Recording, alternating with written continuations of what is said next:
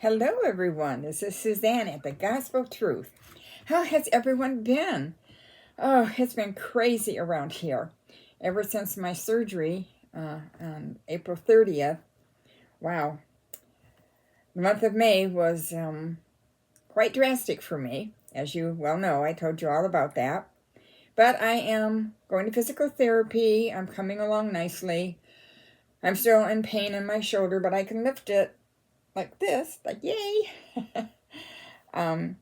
Physical therapy is a little rough, but we're getting through it. And today we're going to talk about for your good. Things that are for your good. Sometimes we may not realize it at the time.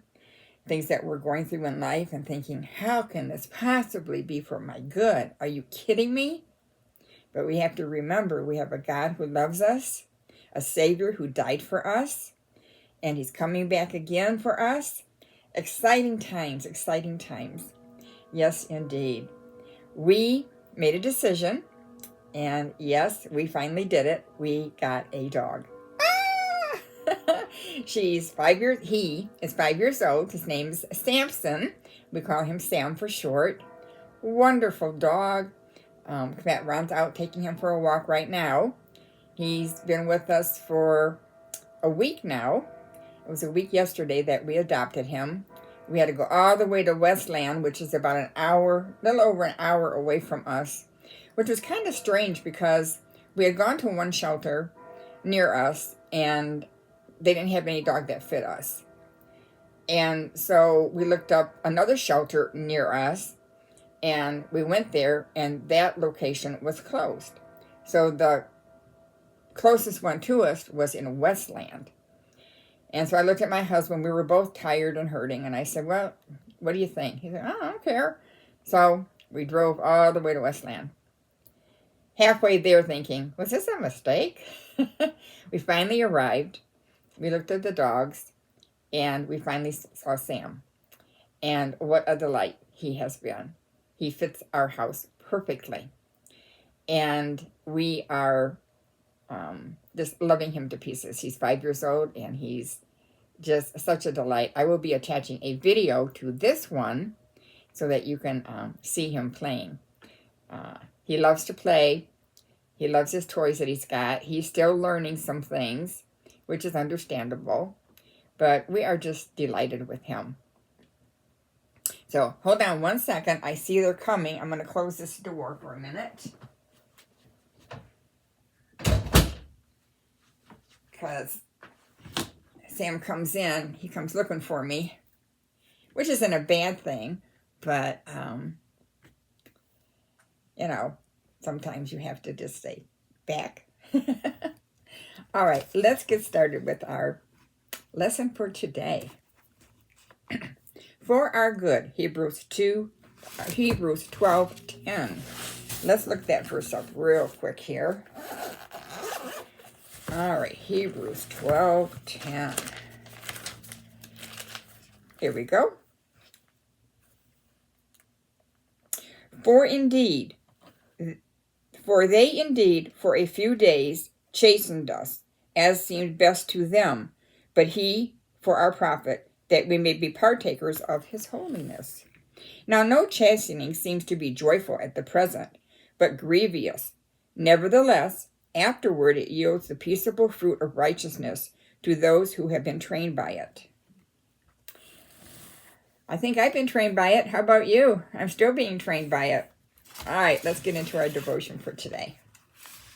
In one of Ralph Connor's books, he tells the story of Gwen. Gwen was an undisciplined and strong-willed girl, always accustomed to having her own way.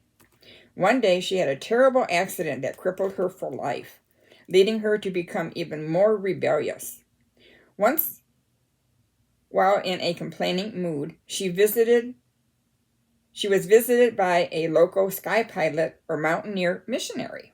He told her the following parable about the canyon. At first, there were no canyons, but only the vast open prairie. One day, the master of the prairie, walking around his great grasslands, asked the prairie, "Where are your flowers?" The prairie responded, "Master, I have no flower seeds."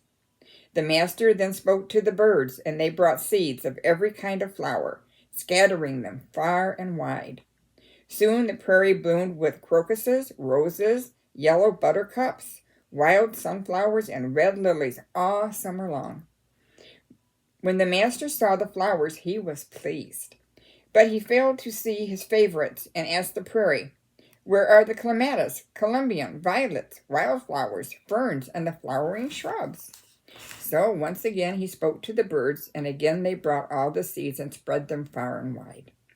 But when the master arrived, he still could not find the flowers he loved the most, and asked, "Where are my sweetest flowers?" The prairie cried sorrowfully, "Oh, master, I cannot keep the flowers.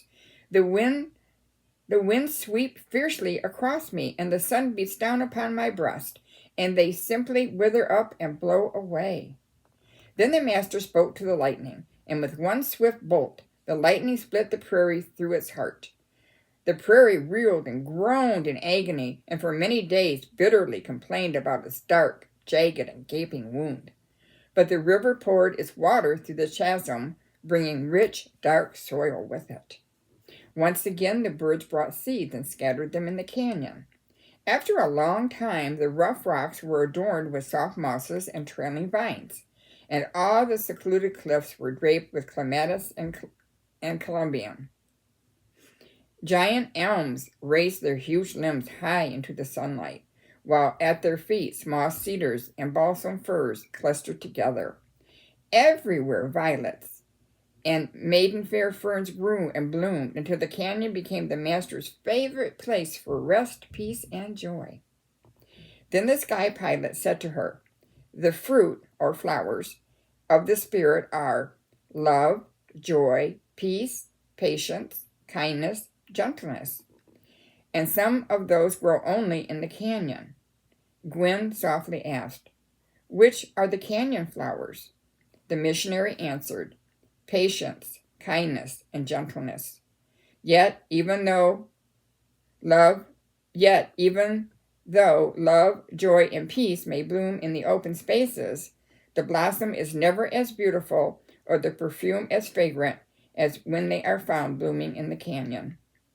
Gwen sat very still for quite some time, and then longingly, with trembling lips, "There are no flowers in my canyon, only jagged rocks." The missionary lovingly responded, "Someday they will bloom, dear Gwen. The master will find them, and we will see them too. Beloved, when you come to your canyon, remember."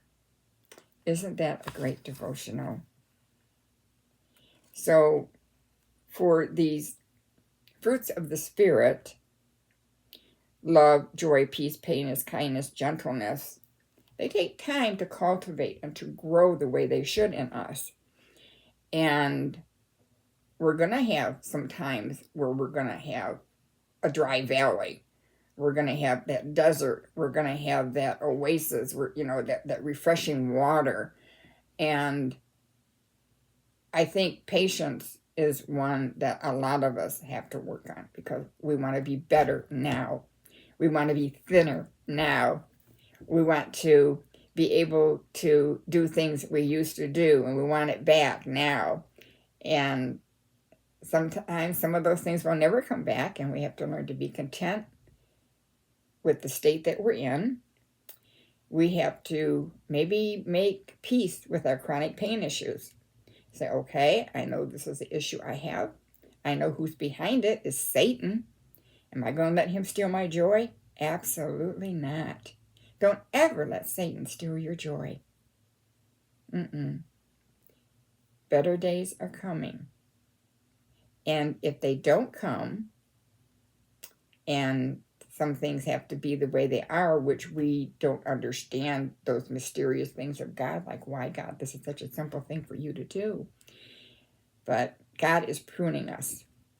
He's constantly pruning us and growing us and helping us get to the point to where we need to be, and we need to be receptive to all that stuff. All right, I hope you've enjoyed that devotional for today. I'm so glad I got to come on today and spend some time with you and talk and just catch up a little bit. like I said, our life's a little bit busier now. Sam decides at 5:30 in the morning he needs to go potty. So I usually get up and take him out and put him back in his cage so I can catch a couple more hours sleep. But our sleeping patterns have definitely changed this past week. We're trying to catch up to all that stuff, but we're just so thrilled that God directed us to this wonderful dog, and we're looking forward to many years of happiness with him. All right, you take care. You have a blessed day in the Lord. I have physical therapy at 1:30 today. The sessions are like an hour long, and it's parts of it aren't so pleasant, but I know that I have to go through the pain to come out on the other side. All right, Sam's at my door. I'm going to let him in so you can see him. Come on, Sam. Come on. Come on in here. Come on. Come on. Come on. Huh? Come here. Come here. Oh. Well, he's not going to let me, maybe I can take a picture of him here. Hold on a second. Where'd you go? Let me see if I can get him. Nope. I guess I can't switch it over to the mode I want. Oh, well, we tried. I will attach a video of him, though. All right, everyone. You have a blessed day in the Lord. Sorry about all the moving around of the camera works here. Where you at, buddy? Hey, get out of there. We're still teaching him to stay out of baskets, of course. Alrighty, well, you take care, and Lord willing, I'll be back on tomorrow with another awesome, fantastic, great devotional. Take care.